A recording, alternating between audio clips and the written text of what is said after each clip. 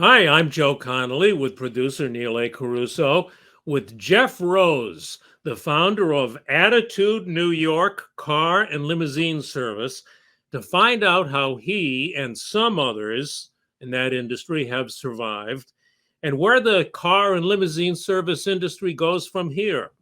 Jeff started out driving a yellow cab in 1984, and his business now provides car services for CEOs, Broadway performers, and network TV shows. Jeff, congratulations. How did you make it through COVID thus far? It was a bit of a struggle. In the beginning, we went from doing 60 to 90 jobs a day to 6 to 9 jobs a week. Our business was off by about 98% for quite some time. And we're very different than what most people think about car services. In the limousine industry, you have a lot of companies that are, shall we say, old school, where most car services, the drivers are independent operators and they own the car and they don't have a lot of space demands for garaging and stuff.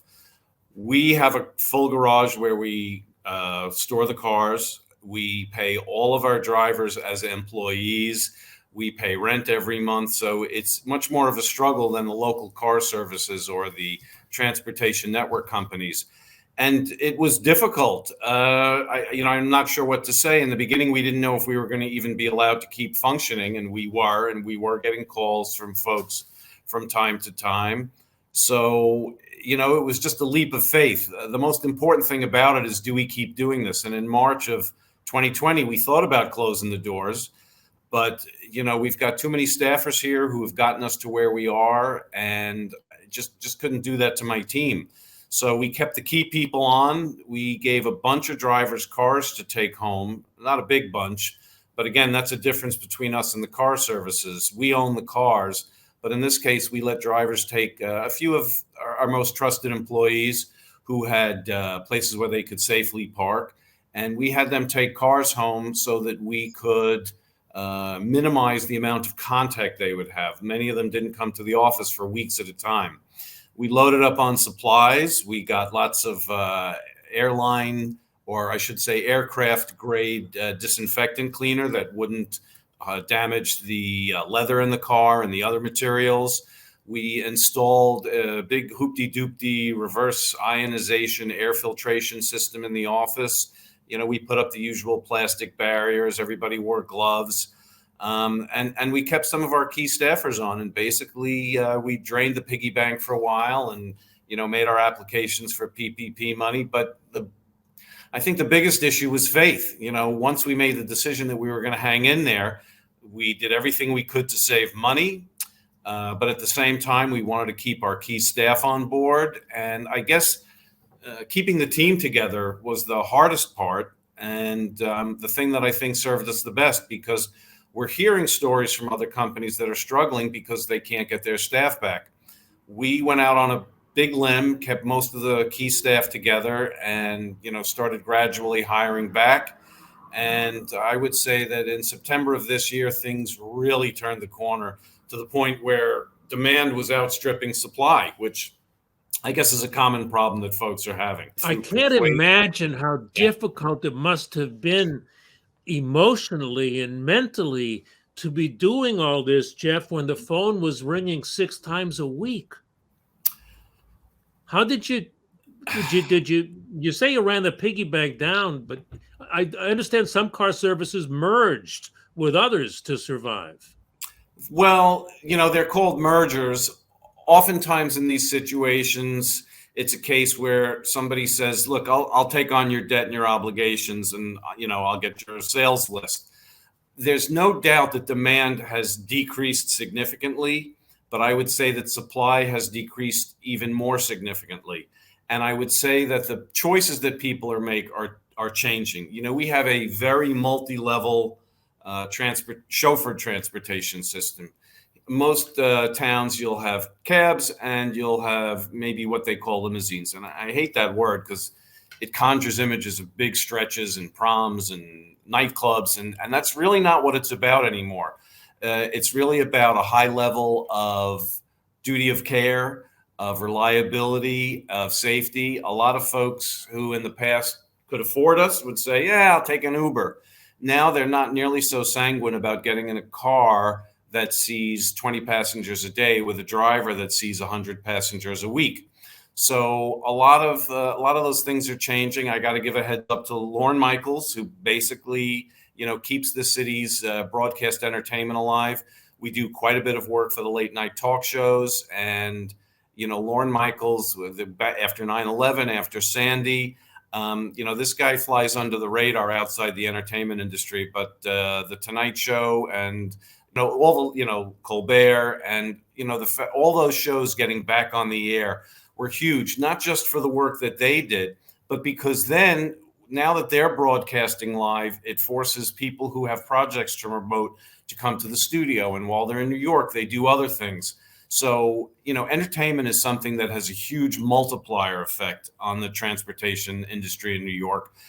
So props to all those people who got entertainment back on the air and helped revive the city's economy. That's nice.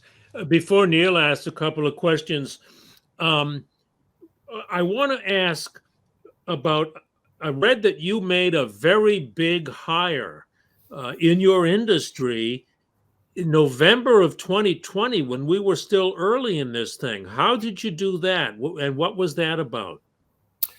Well, this is somebody we had been in contact with for some time. A lot of folks are doing the network thing in my industry. It seems like every limo company now has either global or network or even the word worldwide right in the title of the company.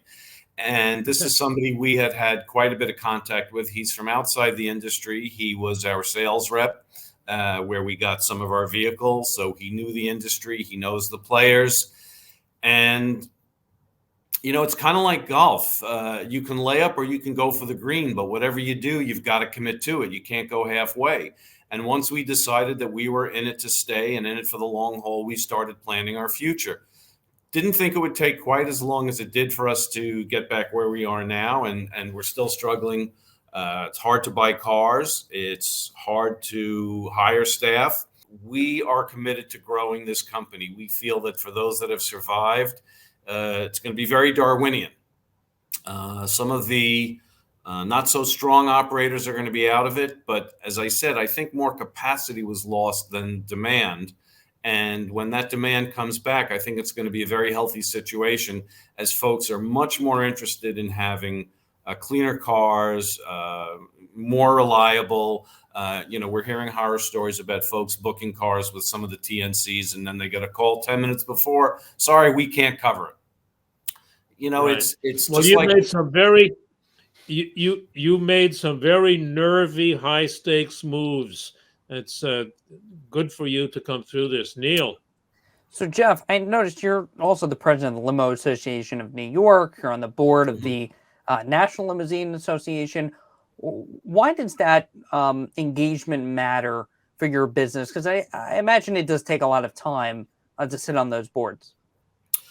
It does. I was always raised to believe that you have to give back to the community. I remember my father, during one rough stretch, he was always very involved in his synagogue and UJA. And I talked to him about the idea that in rough times, you kind of have to cut back on your philanthropy. And he said, no, just the opposite.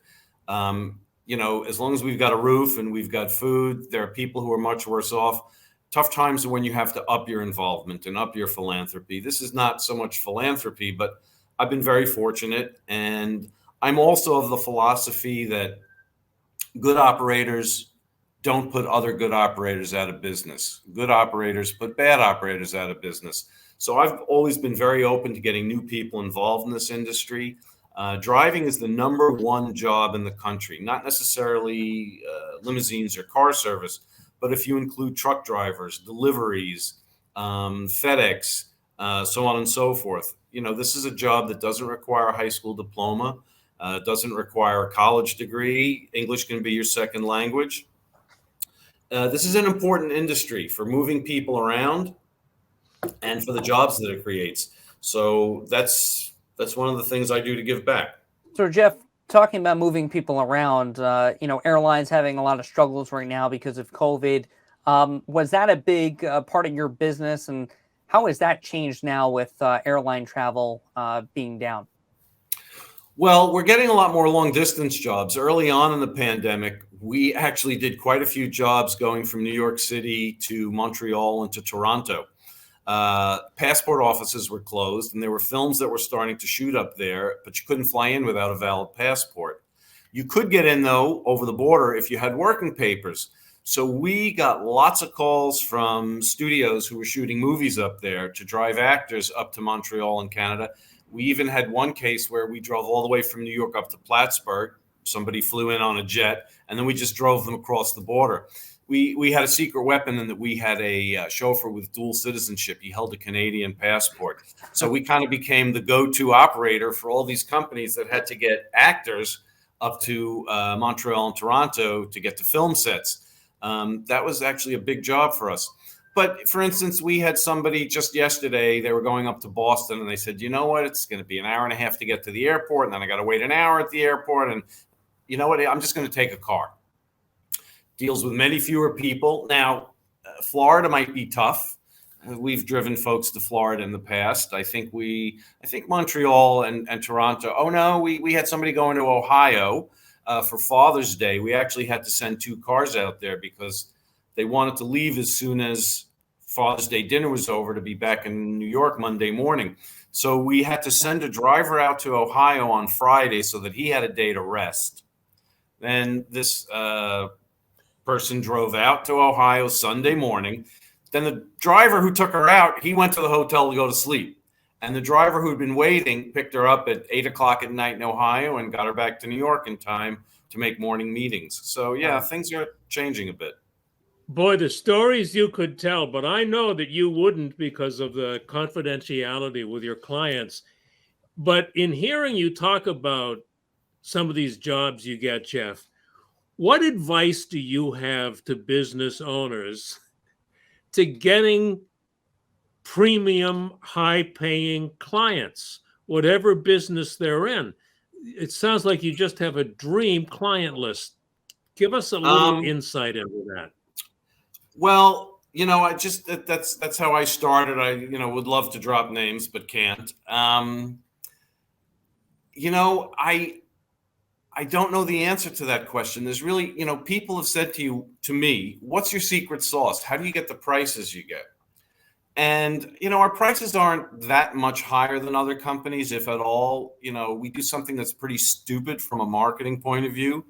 A lot of companies will quote one rate, and then when the invoice comes, it looks like a phone bill because there's a fuel surcharge, there's an admin fee or administrative fee, there's a surface transportation fee. And we don't do that sort of thing. I don't know what to say other than we don't cut corners. I'm not about maximum dollar. Just about every person in business says, what can I do to maximize net revenue? And we kind of look at it the other way. We do what it takes to run a premium service. We charge what it takes to make a living doing that. And it's kind of like McDonald's and Peter Luger. Right.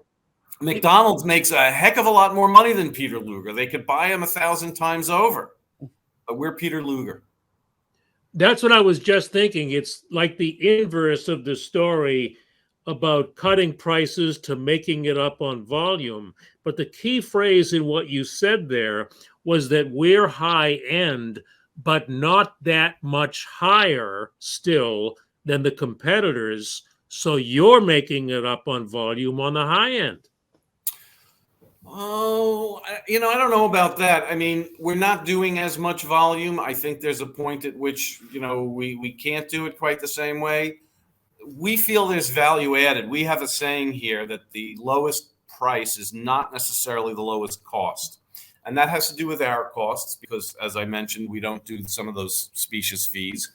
But there's also the idea, it's amazing. Film studios will do publicity junkets to promote films in New York. And they're going to fly a bunch of people in first class, or they're going to pay for the jet.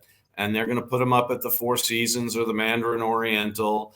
And they're going to have an event at Cipriani, and they're going to rent out several theaters. So the cost for these events can run into the hundreds of thousands of dollars. And then they say, you know what?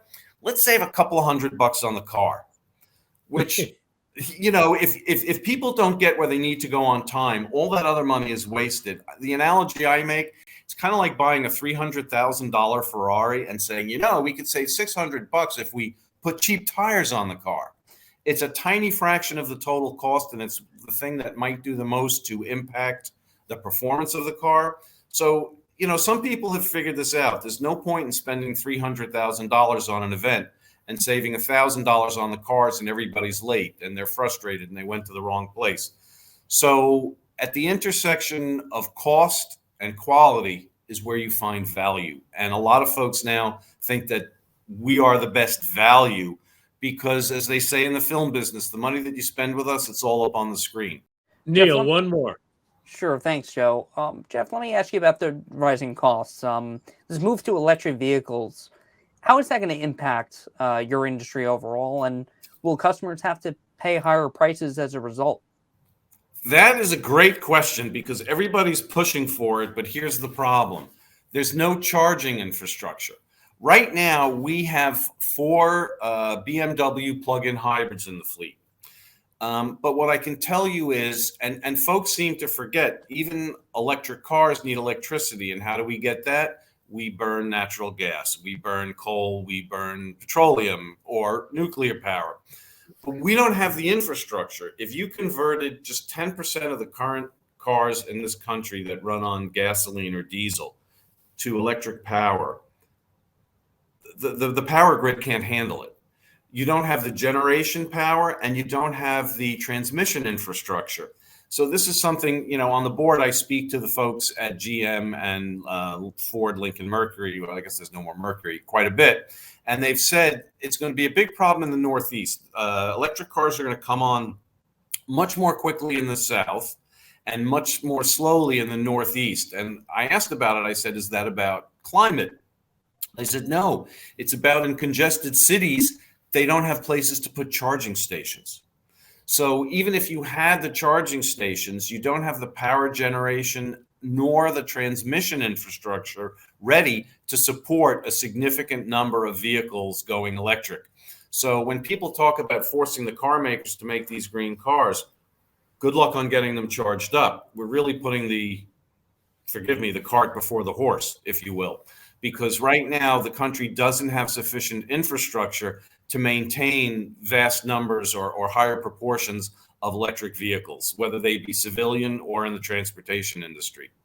Interesting. What are some of the changes that you see in the use of the car and limousine service? Do you see new markets developing for you, Jeff? Absolutely. One of the big things that we've talked about is we're becoming something like NetJets for cars. Not everybody is familiar with the fractional ownership model where, if I fly 50 days a year, 300, and I own a plane, 300 days a year, my plane is sitting fallow.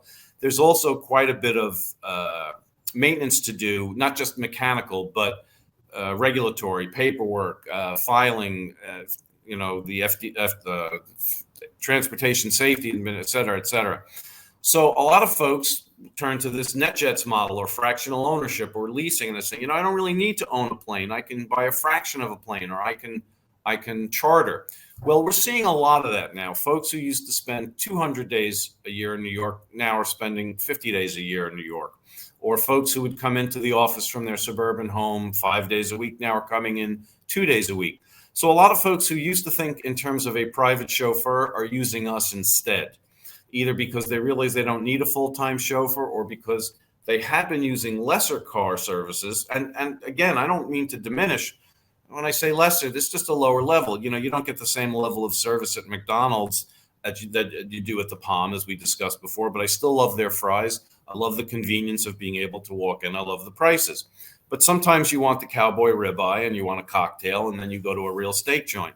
Well, the similarity in the auto industry or the transportation industry is you have folks who in the past would hop in a cab, would hop in an Uber. And if they have money nowadays, they're saying, you know what, maybe I'm going to call, for a chauffeur instead. Like I said, I hate that word limo. So we're seeing a lot more folks who used to not even think in terms of a private chauffeur moving up. And we're seeing a lot of folks who used to employ a private chauffeur no longer have the same full-time, long-term needs. So we're getting a little bit of upscale seeking from folks who didn't use us all that much. And we're also seeing a lot of folks who used to have a full-time chauffeur. Now we're going with that net jets for cars model, if you will. I've also heard that a lot of Uber and Lyft drivers have not come back, and a lot of yellow cab drivers have not come back.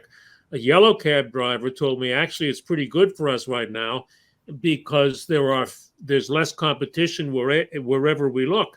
And they say they have some pretty good days now in the yellow cab.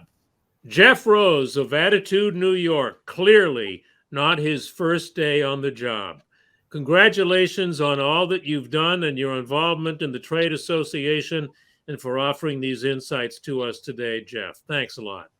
Thank you, Joe, and thank you, Neil. Take care and stay safe out there.